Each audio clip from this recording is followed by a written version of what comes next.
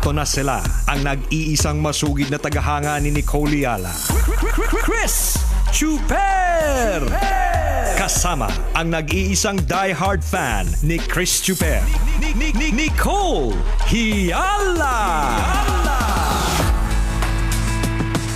Mula sa Mahiwagang Burnay, ang kwento.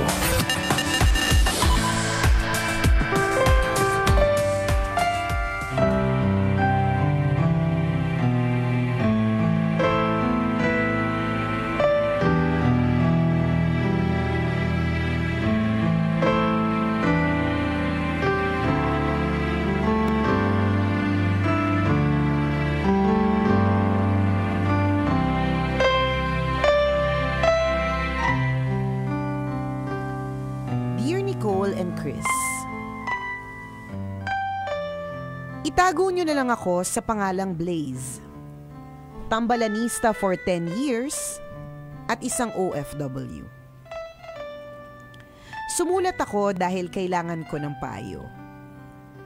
Hindi ko na kasi maisip kung ano ang nararapat kong gawin sa sitwasyon ko ngayon. I am a lesbian. 3 months ago, nakilala ko si Donna habang nagsisimba. Nagkapalagayan kami ng loob at hindi naglaon, nahulog sa isa't isa. Ang problema, niloko si Donna ng kaibigan niya. Umutang sa bank at ipinangalan sa jowa ko tapos umuwi ng Pilipinas for good. Binabayaran ni Donna kahit labag sa loob niya dahil baka maging dahilan para i-terminate siya ng amo niya. Hindi naman pwedeng mangyari yon kasi single mom siya at sinusuportahan niya ang 3 anak niya sa Pilipinas.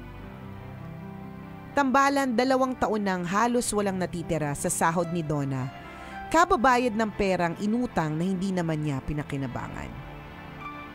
Recently, tinanong niya ako kung pwede ko daw ba siyang tulungang magbayad dahil magkasintahan naman kami. Okay naman sa akin kasi kahit 3 months pa lang kami, mahal ko naman siya. Kaso lang, kapag tinulungan ko siya, halos sa kanya lang mapupunta ang buong sweldo ko. Ano po kayang maganda naming gawin para hindi naman madamay ang buong sahod ko sa problemang ito? Pwede niya po kayang takasan yung utang niya kahit nakapangalan sa kanya? Kasi sa totoo lang, hindi naman siya yung gumamit ng pera, nadamay lang naman po siya. Maraming salamat po at hihintayin ko ang inyong payo. Ang inyong tambalanista, Blaze.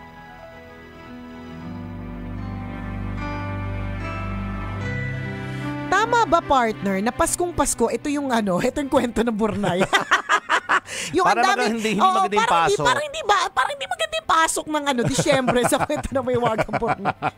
Nakakaloka. Wrong timing. Oo, tayo pa naman, partner, pag nagbasa tayo ng kwento ng Mahiwagang Burnay, ano tawag dito, walang practice. Oo, walang preparation. On the spot, 'di ba? So on the spot hindi natin na filter itong kwentong ito.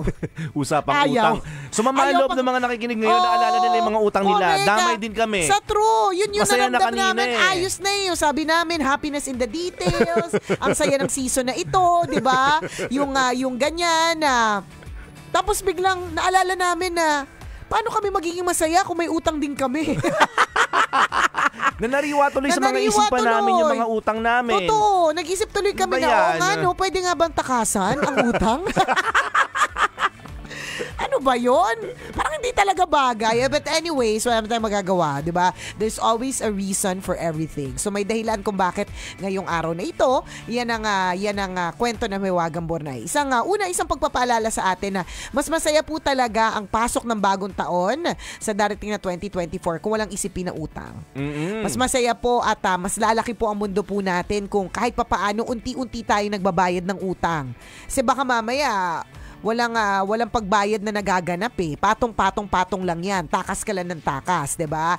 Pero isang pagpapaalala na unti-untiin. 'Di ba? Slowly but surely, mararating mo rin ang finish line, 'di ba? Matatapos ka din sa utang na yan at masarap yan sa pakiramdam. Tingnan mo itong dalawang to, 'di ba? Natataranta na dahil sa utang. Isa din pagpapaalala, wag naman po tayo manloko ng kapwa. Tingnan niyo po yung effect nito. Isipin niyo po kapag ka nanloko tayo ng kapwa, ang niloloko natin hindi lang yung taong yun, kundi yung pamilyang kakibat o kasama nun. So in this case, itong sa kwento natin, may single mom na may 3 anak na sinusuportahan. Isipin mo, akala mo niloko mo lang yung nanay. Hindi mo pa kakainin pati yung 3 anak. Paano kung nag-aaral yan? Damay, hindi makakapagsabit ng project, hindi makakain. Lipas gutom na, correct, kawawa magiging naman. rason kung bakit malnutrition sila, 'di ba? Yun yung isipin natin bago tayo manloko ng kapwa. Huwag tayo manloloko at all. May mga taong taong magsasakripisyo dahil sa kalokohan na ginagawa mo. Pasko na ganyan ka pa, ba? Bago-bagong buhay din. Pwede naman. Sa true. Siguro kailangan mo ng legal expert dito, ha? Correct, kasi, hindi namin masagot eh. Oo, kailangan mo ng professional dito para matulungan ka kasi kung pero part of professional na na walang bayad. Yung kayang magbigay ng free legal advice kasi baka mamaya utang-utang na, may utang pa sila sa lawyer. Baka may kaibigan kang ganon. Baka pwede kang malapitan para magbigay lang ng advice ng anong tama at pwedeng gawin. Totoo yun. Yun kasi ang masaklap dito, partner kahit na gusto mong kasuhan yung mga keme-keme root, 'di ba? Una ang tagal, pangalawa may bayad, 'di ba? Yun yung may ganon. Saan ka pupunta, kanino ka lalapit, sino kakausapin mo, paano lahat. May libre pa ba ngayon? Yung libre ba may oras, 'di ba?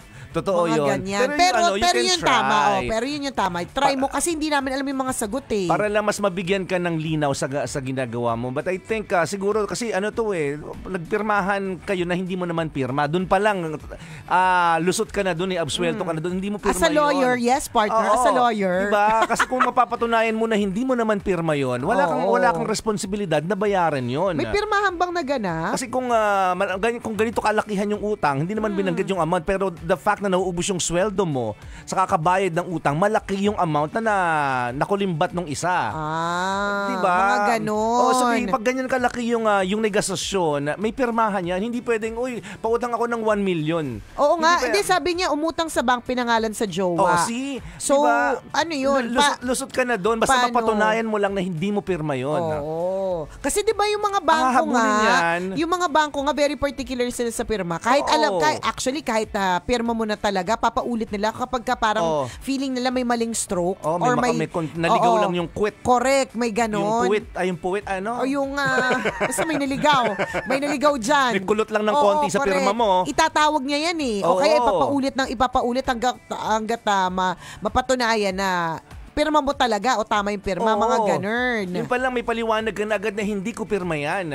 Diba? Basta may hawak kang, may mga pagpapatunay ka na hindi sa'yo yun. So ang hahabulin ng bangko, yung taong nanloko at hindi ikaw. Bakit mo babayaran? Diba? Ang hirap-hirap magbayad naman ng utang. Bayad ka naman ng bayad, huwag mo babayaran. Wala ka ng mga atraso Hindi kasi ang problema sa kanya nakapangalan, yun yung problema. Paano kaya yun? Nangyari yung mga ganyan. Sabihin mo sa bangko, hindi ikaw yan. So kailangan mo dito ng legal expert to guide you. Oo, kung papaano, diba? Kasi hindi din namin alam eh. Tsaka baka iba yung mga rules sa ibang bansa. Kasi OFW nandun sila sa ibang bansa, partner eh. Hindi natin alam. Hindi natin alam. Lapit ka sa Department of kasi bago ka maglabas ng pera dito. Correct. Na hindi yun sa'yo na hindi mo inutang talaga Paano? Hindi baka may kaakibat nga kasi, partner, na iba yung rules sa ibang bansa. Parang baka it doesn't matter kung pero basta sa'yo nakapangalan, technically sa'yo. Parang ganun. O di naman kaya ganito, ipahanap mo dito sa Pilipinas. Baka nagtatago na dito sa Pilipinas. Oo, 'di ba? Anuhin mo, kulitin mo ng kulit. Nagtatago na kasi bumalik ng Pilipinas for good eh. Yung nanloko daw mas madali na mahanap. 'di ba? At madami ka namang kamag-anak dito sa Pilipinas. May mga kakilala ka dito. 'di ba? Mga ganun. Yun kesa bayad na niya ba 'yon? Yung nanloko sa kanya? Kamag-anak, kaibigan, jowa, workmate. Ewan ko kung kaano-ano niya, basta manluloko siya. Kung kaibigan ko yan, tapos manluloko siya, hindi ko na kaano-ano yan, manluloko ka, di ba? Totoo ba? Oo, kaibigan niya. Makakalusot ka dito. Basta alam mo sa sarili mong hindi mo pirma yan. At hindi naman talaga mapapatunayan mong hindi ikaw yun. Basta may pagpapatunay na hindi talaga ikaw yun. Yung mga CCTV, di ba? Pinangalan sa'yo. Yung mga ganong camera. Ang hirap pagbayad ng nang hindi mo, parang katulad lang yan ng nagbabayad ka pa rin ng cellphone na nawala na. Alam mo yung sakit sa kalooban nun. Parang yung nangyari sa akin, nagbabayad pa ako ng alahas, tas break na kami ng jowa ko. Saklap, no? Ang sakit-sakit. Alam mo yung break na kami, tapos binabayaran ko pa yung bracelet. Tinuhulog-hulugan ko pa doon sa inkcheck. Diba? Mas malakihan to. Kasi yung bangko, interest. Combine na yung pera ninyo Tapos parang wala pang matitira. Ibig sabihin, ganun kalaki yung amount na nautang o nakulimbat kung ano man. Correct. Ngayon, nagtatanong naman itong humihingi ng payo sa atin kung paihiramin niya din. Hindi yun yung solution, I think. Oo, hindi. Kasi nadamay ka pa tuloy, hindi nyo nga yun Hindi nga kayo yung may-ari ng utang. Diba? Kung may pera kayo ngayon, kung may extra halimbawa, gamitin niyo yung extra na yun para humanap ng expert. Para mas matulungan kayo. True. Ng tamang gagawin. Correct. Kasi kung kami lang, diba, tingnan mo naman sabi ko, hanapin natin dito sa Pilipinas. Ipahanap. Total, marami ka naman kamag-anak. Correct, diba? Nakaka-nervous kapag pinahanap mo. Alam mo naman dito sa Pilipinas, pag mga pinapahanap, hindi, medyo nakakakaba. Charot. Nakaka-nervous kapag pinapahanap na. Oo, tsaka pag may mga pinakisuyuan ka, may alagay, walang merienda. Ganyan. Alagay, walang pamasahe. Diba? So yan yung mga naiisip namin mga para-paraan, diba? Pero kapag legally merong magbibigay sa inyo ng tamang advice na ito yung daan na pupuntahan po ninyo, mas na tamang landas kayo pupunta. Sa madaling salita, pag sa amin kayo humingi ng payo na may mga utang din kami, naku, wala kayong maasahan sa amin. Mawawala kayo ng dalandas, di ba? Sa pagkakataong ito, sa ngayong araw na ito, sa kwento ng Mahiwagang Borneo, walang kwenta ang tambalan. May ang kwenta lang namin today ay yung best namin na pangako na magtatagal kami ng mahabang panahon, 'di ba? Na hindi kami maghihiwalay, naghiwalay man ng Katniel. Yan siguro yung maipapangako namin for today. Pero yung maipapangako namin may maayos kaming payo sa iyo, wala. Hindi rin kami sure. Nga for today. Tagilid din kami sa mga naiisip namin ngayon Kapag ka may utang kasi tagilid ka mag-isip, 'di ba? So, alam na. Mga ganon. Pero napakahirap talaga ng ganyan. Alam niyo po sa totoo lang next time, these are ito yung sinasabi nating tuition fee. Diba? Kung magkano man yan binabayaran mo, kung magkano man yan, tuition fee daw yan ang buhay. So may mga iba na ang tuition fee nila ay 1 million kasi naloko sila ng 1 million, diba? Para matuto, diba? In others, pwede mas maliit, pwede mas malaki pa, diba? So sa inyo, in your case, ito yung lesson. So next time, talagang mas magiging careful. And I think yun yung dapat na ipaalala sa ating lahat. Hindi po porke kaibigan, correct. Talagang sobra na po talaga ang tiwala, lalong-lalo na pagdating sa pera. Mas maganda po talaga na meron pong papel. Tama. Meron pong usapan na hindi yung lang mga legal documents, lalong-lalo na kung malakihan ang usapan. Sa true. Hindi pwedeng bulong-bulungan lang. Correct. Mag-ingat tayo. Actually maraming lessons na pwede makuha mula sa kwento mo. Blaze. Diba? Kasi ngayon yung mga transaction uso na po yung e-signature. Correct, totoo. Diba? So madaling makopya yung signature ng bawat kaya nga, ang bilis totoo. Iko-convert mo lang siya. Kunyari mag-appear sa'yo, parang e-signature siya, pero kunyari PDF.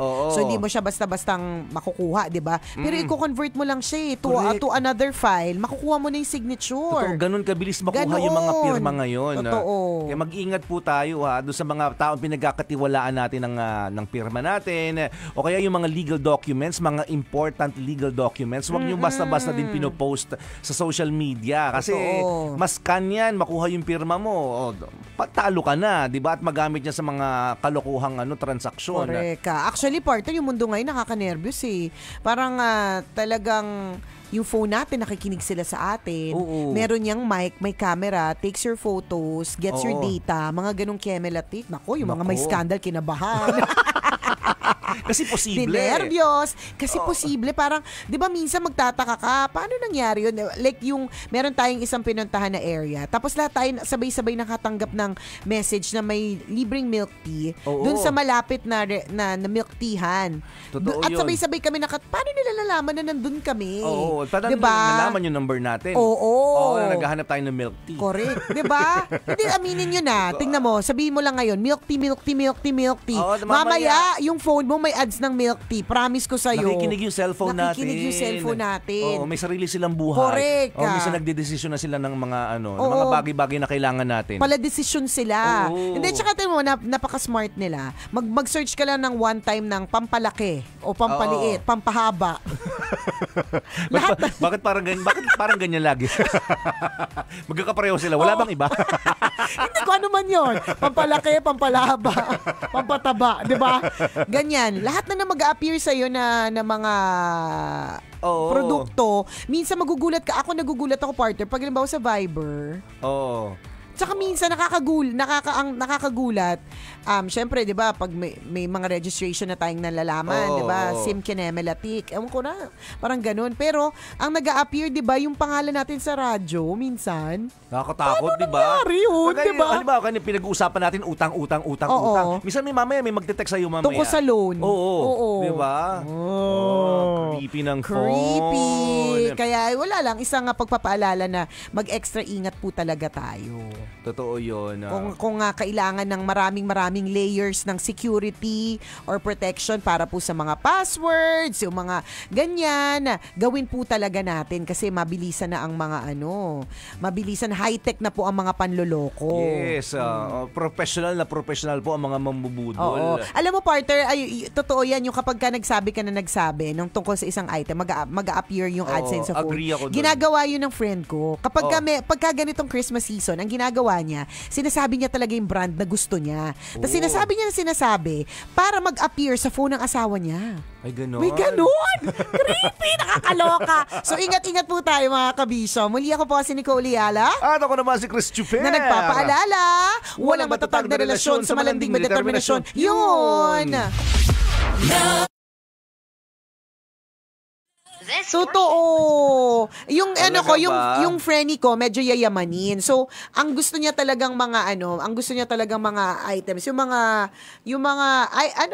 yayamanin na mga brands. So, babanggitin niya lang ng babanggitin habang nandiyan yung phone ng asawa niya, ng mister niya. Para pag nag-open ng phone yung mister niya, makita na. Pwedeng mag-appear yung ads. At tungkol doon. Na rin. Tapos yung Viber, yung parang magugulat ka, yung Viber mo, personal Viber. Tapos meron ng ganun. Totoo, may mga nagde-text na, magugulat ka na parang ito lang yung pinag-usapan namin. Observation lang naman, wala naman kaming Hindi, pero merong may mga may paliwanag na may mga paliwanag. Nakikinig talaga sila. Correct. English lang kasi kaya hindi ko masyadong inintindi. Char. Pero ganun. Kung ma-observe nyo, ganun talaga yung nangyayari. Ang galing, no? Kanyari nagkakape kayo mga magkakaibigan. So, may particular topic kayo na paulit-ulit yung binanggit. Correct. Sabay-sabay mag-a-appear sa mga cellphone. Yun yung example, yung milk tea. Sabay-sabay kami naka-receive ng notif. Oo, na may milk tea na ganito na available sa malapit na lugar na correct. Ganun. Paano narinig ng phone? Paano nangyari? 'Di ba? Ang creepy ng phone, ang creepy ng technology. Sana hindi siya magkaroon ng sobrang laking glitch pagdating ng panahon na kunyari yung mga transaction mawala. Siyempre lahat digital eh. Correct. 'Di ba? Yung pera mo digital. 'Di ba? Kung ano man yung mga investment mo halimbawa digital din, tapos biglang magkaroon ng glitch at ma-erase lahat. Nakakatakot. Yung nangyari sa Friendster, di ba mga ganon? Correct. Parang lahat ng mga pictures ko doon ko unang in-upload tapos nawala na silang lahat. Wala tayong habol. Ganun. Medj nakakatakot. Medj. Kaya ingat. So ikaw Blaze, ingat ka next time, di ba? Malamang may pirmahang naganap yan. Kung hindi ka involved sa pirmahang yon at ginamit lang yung pangalan mo, di ba? Ikaw lang ang nakakaalam ng tunay na pangyayari, ha? Absuelto ka diyan. Wala kang wala kang kasalanan. Ginamit yung pangalan mo. At ang mapaparusahan dito ay yung taong talagang, di ba, tunay na gumawa. Correct. Patulong ka sa embassy. Pwede din, di ba? Hindi ko alam kung paano. Ganyan nangyari sa'yo. Kasi mahirap nasa ibang bansa ka eh. Tsaka lagi, hanggang kailan? Hindi mo diba? dapat pagbayaran yung bagay na hindi mo naman Hindi mo inutang. napakinabangan. Yun yung masaklap talaga eh. Walang pakinabang na naganap. Mabuti man lang kung yes, kahit paano na-enjoy mo yung may dahilan. Pero hindi. Paano kung wali? Ngangi. Correct.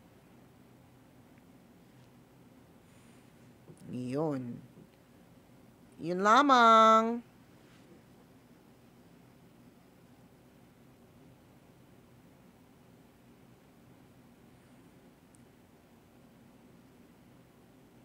Makapag-shoutout ba tayo? Nakalimutan ko na yung kay Tapos na ba yung kay Uncle? Naalin yun? Yung ganito niyang papel? Anong papel? Yung sa anak niya. Nakalimutan ko na. Ay, hindi, parang January. January pa. May nagpadala na ng solicitation. Parang yung usapan ng solicitation. Oo. Wala yung na. Sa wala na papadala ng solicitation na. Yung sa hindi pa. January pa. Yung kay Uncle para January. Pero nabigay ko niya akin. Yung kay ko na. meron pa yung nagbigay sa atin dalawa naka-address yun. Meron parang pa? December 8 yun. Tama na po. Tama na po pag dumating na po yung 13th month. Ay, nako. Pasko na. Pasko na, Pasko na, Pasko na. Ha? Masya. Exit na muna. Exit. Conserve energy. Ganyan.